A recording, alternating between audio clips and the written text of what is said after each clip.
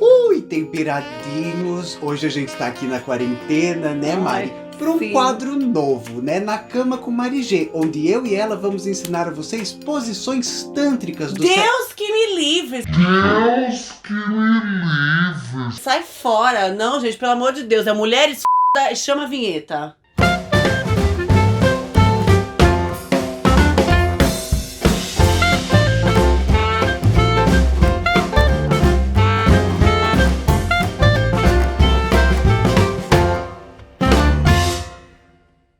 Então vamos lá, dona Ritinha, para o Mulheres da Quarentena. O 10. O 10. Chegamos lá, garotada. Então, a mulher de hoje, ela tem mestrado e doutorado, além de ser professora adjunta da Columbia University, em Nova York. Sim, ela em vida publicou e ajudou na publicação, né? Participou na publicação de 50 livros e mais de 1000 artigos. Artigo pra cascalho.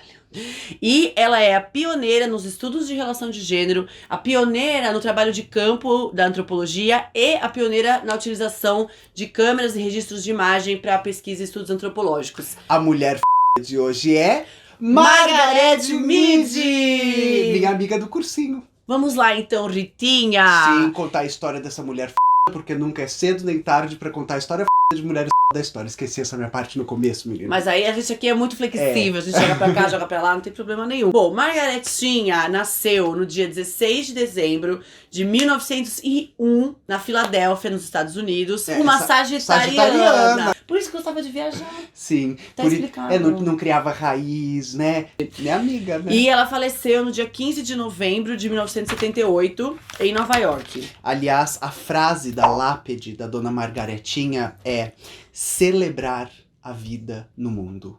E aí, já grava isso aqui porque você vai entender porque que essa é a frase da lápide da véia. Em 1923, ela se graduou no Barbary College em psicologia. E inglês, né? Ah, é? Ela estudava os dois. Ah, muito geniazinha, né? Em 1925 foi quando ela foi fazer o seu primeiro trabalho de campo na Polinésia com os samoanos. E a gente vai depois entrar em mais detalhes desse estudo.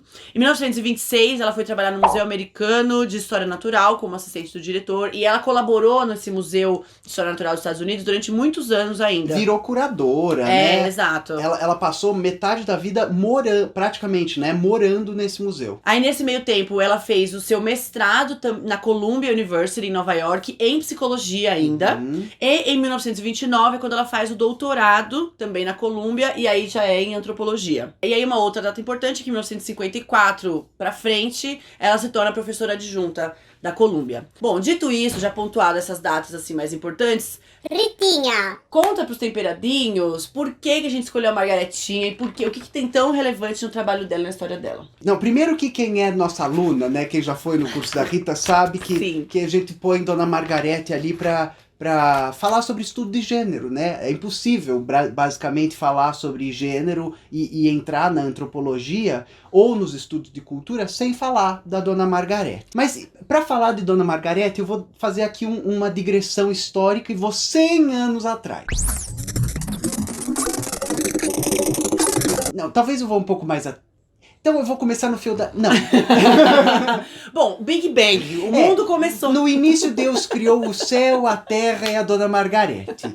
Ó, então eu tô em 1877, lá nos Estados Unidos, e eu vou falar de um antropólogo americano que é o Lewis Henry Morgan. Eu acho que é nesse ano que ele publica um livro chamado Ancient Societies, que ele vai fazer um estudo, e assim, não é vozes da cabeça, tá? Tinha, nesse certo estudo fundamento. dele, tem um fundamento historiográfico que diz respeito aos vales hindus e ali aquela região da Mesopotâmia, né? Esse estudo, ele delimitava, assim por dizer, a evolução da sociedade humana em 3 camadas, como se fossem camadas de bolo.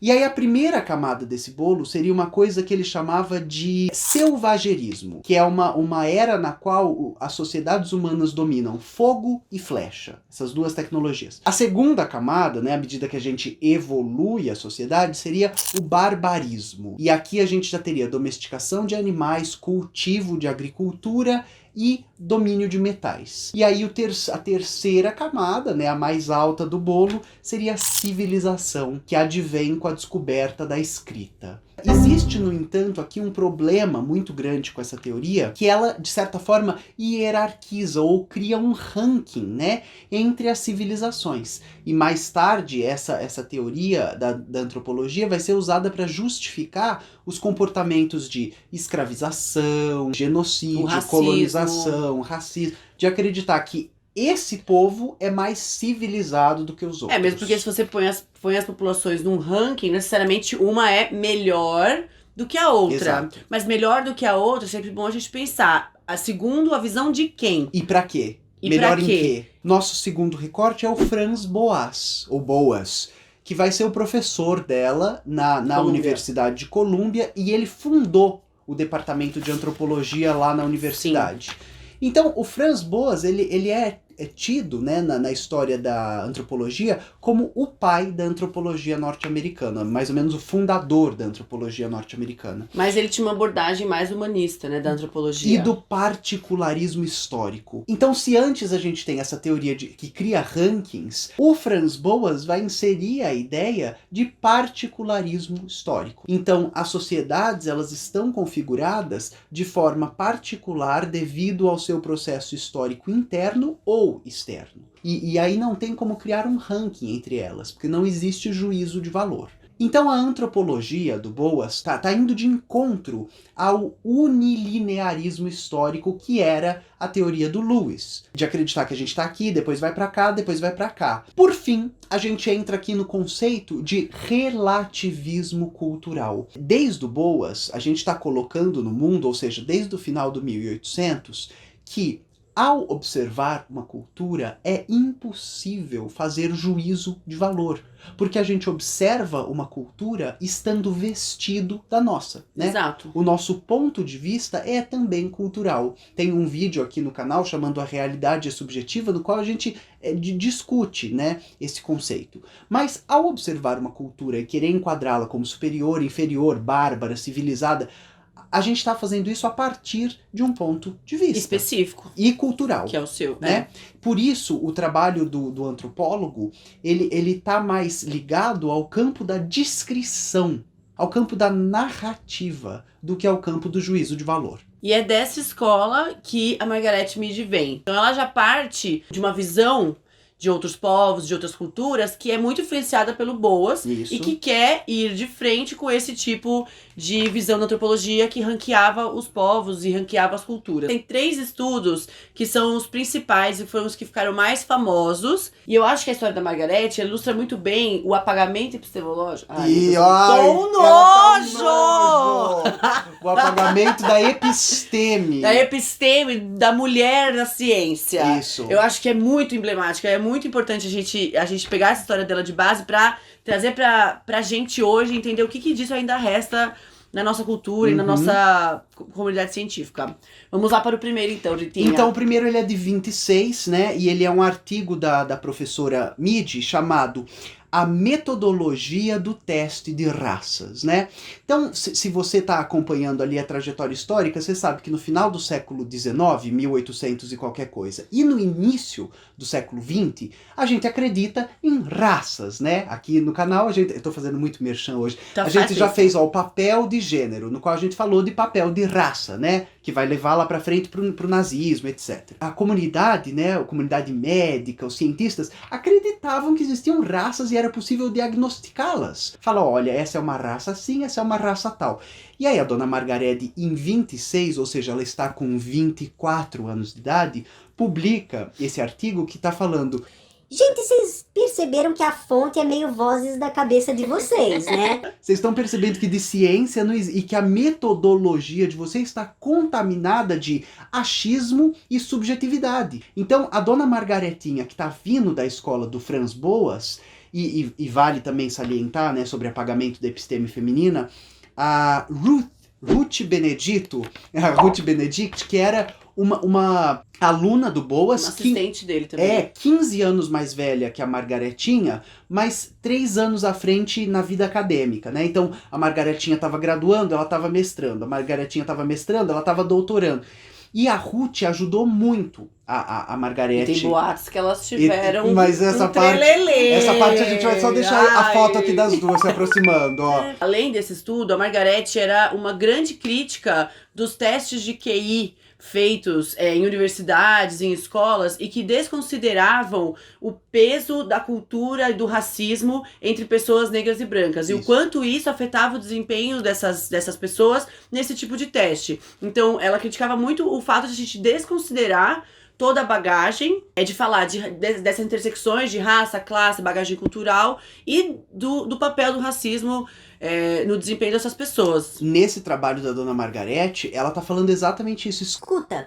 O teu teste que define a coisa, ele é pra quem sabe ler e escrever. E você tá aplicando ele pra pessoas que não sabem. Ou então, esse teu teste, ele parte do pressuposto de que a pessoa sabe X, Y e Z. E ela não sabe. Então, o nome do teste é a metodologia do teste de raça, porque a crítica é o processo metodológico, ou o método aqui adotado, está enviesado. É racista. Somos racistas! Ai, Dona Margaretinha. Margaretinha ser muito amiga nossa, não acha? Não acho muito. Vamos então pro segundo estudo muito relevante dela. O nome do estudo é Adolescência, Sexo e Cultura em Samoa. É The Coming of Age in Samoa. Em inglês. Ai, muito chique, não sei, nojenta. Esse foi um estudo feito com 68 mulheres numa tribo de 600 pessoas na ilha de Tau, que é a maior ilha do grupo Manua, das Ilhas Samoanas, que é da Samoa Americana. Colônia, né? A gente chama isso de colônia. E tem toda uma história que o Boas queria que ela estudasse uma comunidade, né, um povo originário americano. E a Dona Margaretinha, não, eu vou lá pra Oceania, eu vou pro sudeste da Ásia. No Pacífico Sul, essas ilhas ficam no Pacífico Sul, bem no meio, assim, entre a Oceania e o América. Eu quero descobrir, né? Esse povo tá isolado, como é que funciona lá. Quanto mais distante ela aprende a língua, isso é importantíssimo. O pioneirismo da Dona Margaretinha em trabalho de campo é porque os antropólogos, eles documentavam a língua, aprendiam alguma coisa da gramática, ela aprendia a falar.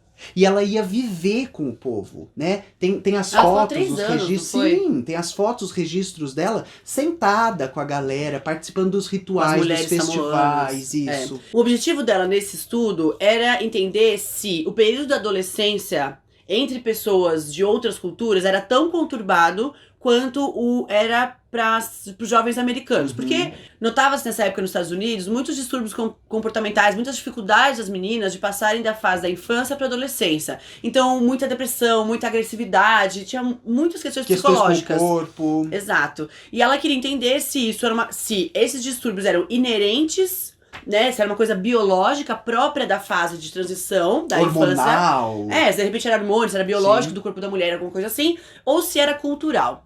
Então, por isso que ela foi pra essa ilha isolada, pra esse povo, pra entender como é que era essa passagem das meninas samoanas. Vale ressaltar que a intelectualidade norte-americana, ela tem uma forte ligação com a intelectualidade alemã, né? E aí, quando a gente vai estudar os termos alemães, eles têm os termos de tempestade e sofrimento para falar da adolescência, ou então no campo da literatura, né, para puxar a brasa para minha sardinha, os sofrimentos do jovem Werther, do Goethe, é sobre uma adolescência tempestuosa, sofrida. E a Dona Margaretinha tá falando assim: calma que eu acho que tem caroço nesse angu. Será-se? Enfim, a conclusão dela nesse estudo, nessa época, foi que não, que entre as meninas samoanas, essa passagem da vida da infância pra adolescência era uma passagem muito tranquila. Liberdade sexual, sexo antes do casamento. Ela vai lá, ela percebe que as meninas samoanas, elas adiam o casamento por muitos anos e elas desfrutam de uma liberdade sexual muito grande antes de se assentarem, antes de escolherem um parceiro e terem filhos e tudo mais. Mas que isso é feito de uma forma bem tranquila também. Quando elas decidem escolher um parceiro e ficar com um parceiro, elas ficam com o parceiro, têm um filho, criam um filho com sucesso. Sim, tem uma questão também da autonomia do jovem adolescente, né? À medida que lá nos Estados Unidos ela está sendo basicamente completamente retirada, você não pode isso, não pode aquilo, não vai isso. E em Samoa, esses adolescentes, como eles têm essa autonomia de escolher parceiros, de escolher casas, onde eles vão ficar, onde eles vão morar com quem, eles começam a cuidar de si. cuidar uns dos outros. Então, esses adolescentes, eles estão construindo um tipo novo de estar no mundo que é muito menos sofrido e traumático do que era lá nos Estados Unidos. E muito, é o oposto, praticamente, do que a gente vive da construção da vida adulta no Ocidente. Sim. Muito que bem. Ela publica esse livro faz muito sucesso, vende muito, é uma loucura. E quando ela publica o livro, ela tem 26 anos. E você, com 26 anos? Tô me sentindo, Quantos livros? tô com um pouco de vergonha. Já Vamos parar. publicados. Tem vários documentários, várias deles entrevistas, a gente deixa algumas aqui na descrição, que perguntam pra ela, né, ao que você atribui esse sucesso estrondoso do teu primeiro livro? E a dona Margarete, ela tem um senso de humor aqui, muito do porrete, e ela fala assim, os antropólogos do início dos anos 20, eles estão escrevendo de acordo com uma tradição intelectual alemã, que é ininteligível, ou eles estão escrevendo em jargão acadêmico antropológico. Ela fala, ao escrever sobre a adolescência, eu sabia que quem ia se interessar pelo meu livro eram os professores e talvez os médicos, e eu resolvi escrevê-lo em inglês.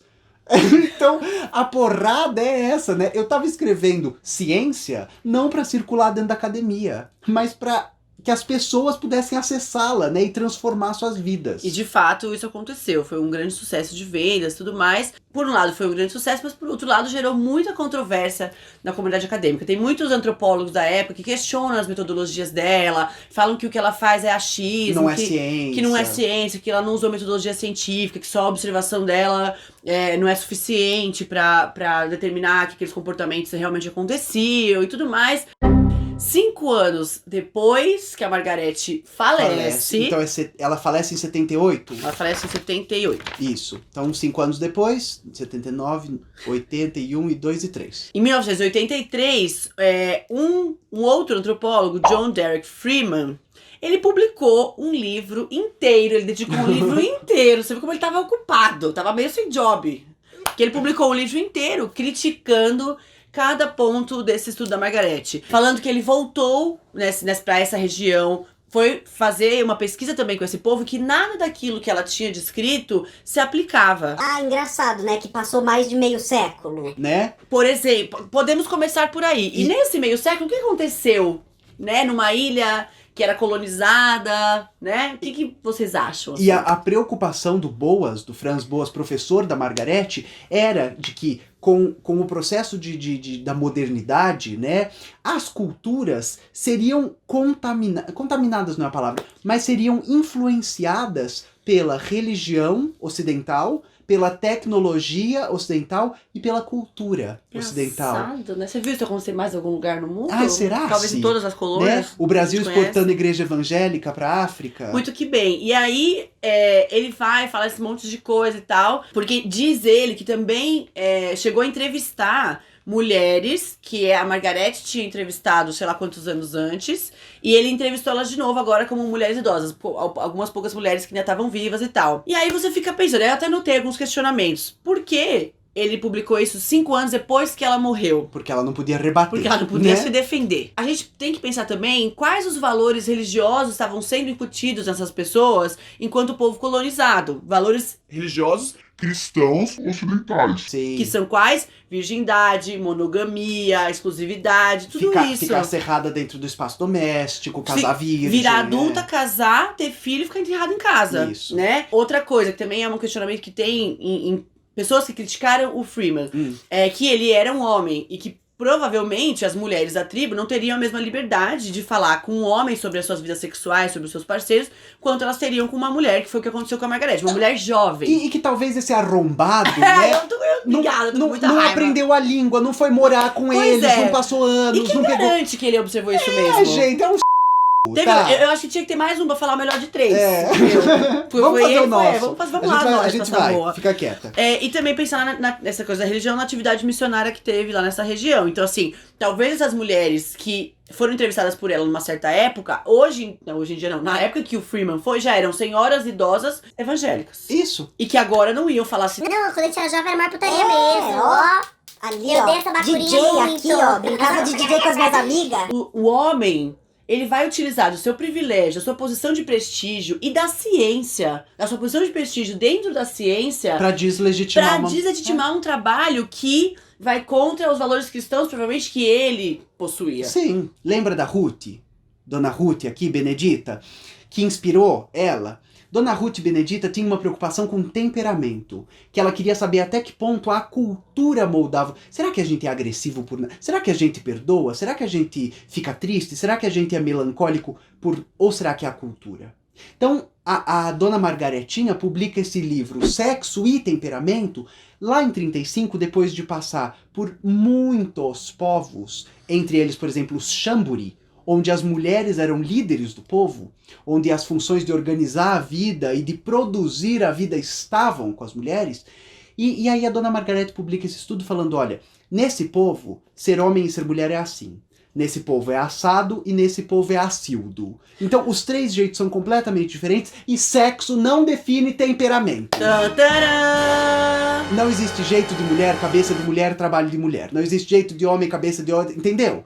Em 35. Então ela vai fazer um estudo com algumas populações nativas da Papua Nova Guiné. E ela vai, mais uma vez, viver com essas pessoas, Aprender fazer a parte, língua aprender a deles. língua, interagir, observar. E aí, como a Rita falou, ela observa que em cada uma delas as relações de gênero são diferentes e que em uma delas os homens são emocionalmente mais frágeis e as Sim. mulheres são mais objetivas. E os homens na outra se adornam e as mulheres são mais... se dedicam à caça. Sim. E na outra não. Os Mundmor, ambos são agressivos. Sim. E não tem muita diferença entre eles, mas Sim. ambos são agressivos. E entre os Arapeste, Eles ambos são pacíficos, pacíficos. cuidam de criança, dividem trabalhos, tarará. E o que eu queria destacar nesse livro especificamente é que ela dedica um capítulo inteiro aos inadaptados. Sim. Que são pessoas que não se conformam aos papéis impostos pelo seu povo e têm atitudes desajustadas. Pra mim, o que me chamou a atenção... Sempre tem gente desajustada em toda a população, em todo grupo. Existe um comportamento esperado. Padrão. Mesmo que ele seja diferente do nosso, mas é o deles. Sim. E existe as pessoas que não se conformam. E mais do que isso, essas pessoas também são, de alguma forma, julgadas ou sofrem algum tipo de repressão Sim. por não se comportarem. Porque serem eles falam que diferentes. entre os Arapés, que são o povo pacífico, as pessoas que tinham comportamentos mais agressivos e explosivos eram muitas vezes afastadas por um tempo da comunidade. Como vocês podem imaginar, a publicação desse livro também causou um grande alvoroço na comunidade científica da época, porque ela refutava um monte de coisa que era tida como certa. Foi uma das pedras fundamentais do movimento feminista da época. E aí, como a gente também já pode imaginar, ela também foi Rechaçada. Pra gente se situar na É história, importante que você entenda que o segundo sexo da Simone é de 49. Sexo e temperamento é de 35. E a gente tá falando de uma mulher explicando pro mundo que, olha, você não precisa levar essa vida, existem outros povos levando outras, não existe o papel da mulher, e que tudo isso, pro sistema capitalista conservador dos anos 20, bastante perigoso. desestrutura toda a vida dessa sociedade. E tinha uma cientista, uma mulher, que tava falando, olha... Não precisa ser assim. Teve muito vai e vem com relação a ela na comunidade acadêmica. Teve um monte de antropólogo refutando, depois vi um monte de antropólogo refutando o que refutou e validando e falando, não, é isso, ela tá certa mesmo, era isso mesmo. Então isso movimentou muito a comunidade, né, a antropologia da época. Mas o curioso é que ela era pop. Sim.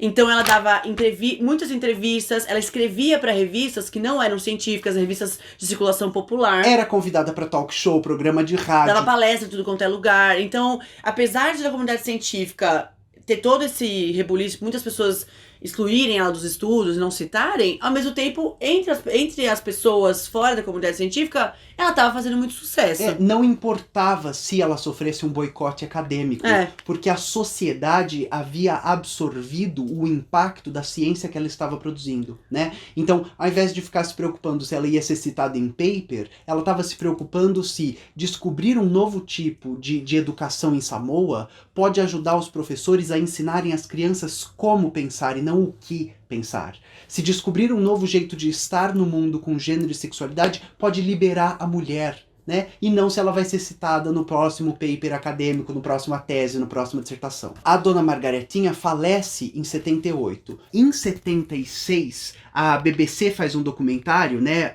chamado Horizons, que eles acompanham a vida da Margarete em outubro de 76. E em, sei lá, 5 dias, 6 dias, ela viaja 20 vezes para dar 20 palestras em 20 universidades. Parece você, amiga. A gente tá tentando. Fica aqui a provocação em especial para que vocês se deixem impactar por uma cientista mais preocupada com a aplicação da ciência do que com o isolamento na Torre de Marfim. Queria encerrar esse vídeo com uma citação que eu achei, que aparece dela na internet, que eu achei muito legal e que me deu um gás, assim, eu achei que se aplica muito a gente e a vocês também que acompanham o Tempero. Nunca duvide que um pequeno grupo de pessoas preocupadas e comprometidas podem mudar o mundo. De fato, é a única coisa que sempre mudou. Fica aqui o convite para que vocês a conheçam, a leiam, a estudem, mas em especial para que vocês saibam que o espírito de libertação sexual que a gente vai conhecer nos Estados Unidos nos anos 60 e 70 tem nome e sobrenome, e é Margaret Mead. Então é isso, pessoal. Até a próxima. Um beijinho. Tchau.